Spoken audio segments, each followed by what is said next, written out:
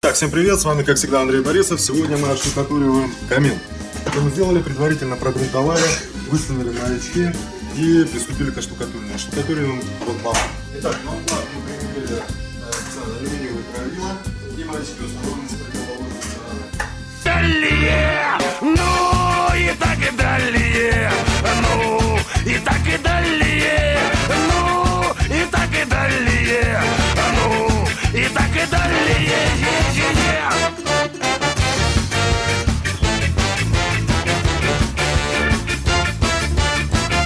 Таким образом мы отштукатуриваем ротбандом стены, потом они будут шпатлеваться, шлифоваться и наноситься тот или иной цвет. Под покраску готовится наш камин.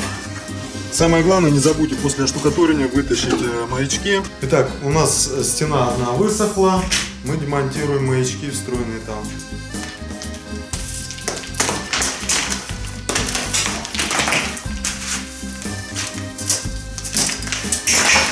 Таким образом вы демонтируете направляющие и заштукатуриваете оставшийся шов. Иначе со временем у вас может проступить ржавчина. Все, как высохнет, вытащим маячки, замажем эти швы, и наш камин будет готов к финишной подготовке. Итак, для камина использовали грунтовку TerraGrunt. Рекомендуем. Она такая густая, как красочка. У нее хорошая адгезия. Акриловая грунтовочка. В общем, ищите, для камина очень классная вещь. Ну, ротбанд стандартный, ротбанд Флетмауф. Итак, с нашим камином нам помогли Сергей и Игорь. Если вам нужен качественно хороший камин, обращайтесь к настоящим профессионалам. Это печники, много лет занимаются.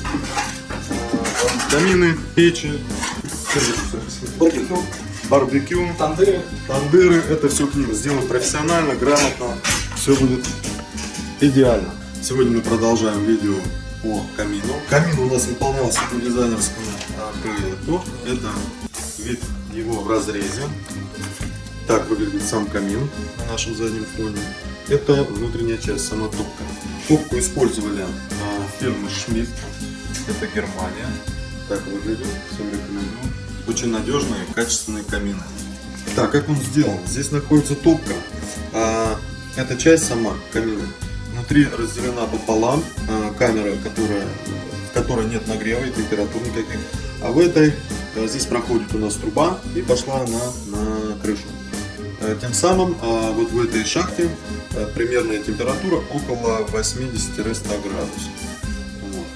Тем самым это как бы безопасно, полностью герметичная закрытая система. И непосредственно сам камин. Он очень легко открывается, стекло на любом уровне оставили. Так оно будет находиться. Стекло жаропрочное. Здесь система обдува, больше-меньше.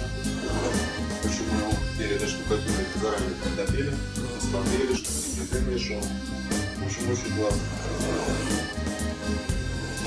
Здесь происходит забор воздуха, соответственно, здесь задекорируется.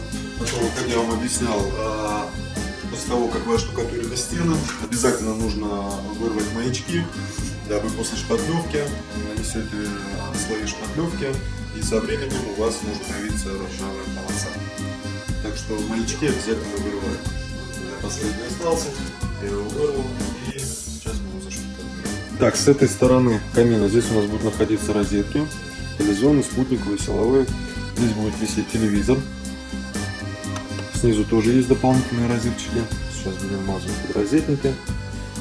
Угол мы доделаем. Чуть-чуть здесь осталось. В общем, вот так. Продумывайте, если у вас здесь будет телевизор, хорошо продумайте зону, чтобы сюда приходил ТВ-кабель с обычной антенной, спутниковый кабель со спутниковой тарелки. Вот. Ну и, соответственно, количество розеток. Тоже немаловажно. Продумывайте заранее. А самое главное при установке проверяйте, чтобы ваши подрозетники были в плоскости со стеной.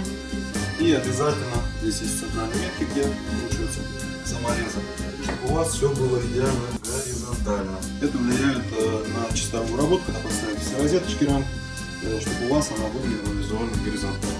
Обязательно выравнивайте подрозетники. Номер телефона я закреплю здесь под видео. Звоните, обращайтесь, работают в Москве, Московской области, и вообще по России. У олигархов делают, у депутатов. Классные ребята, звоните. С вами, как всегда, был Андрей Борисов. Смотрите мои видео, подписывайтесь на мой канал. До новых встреч!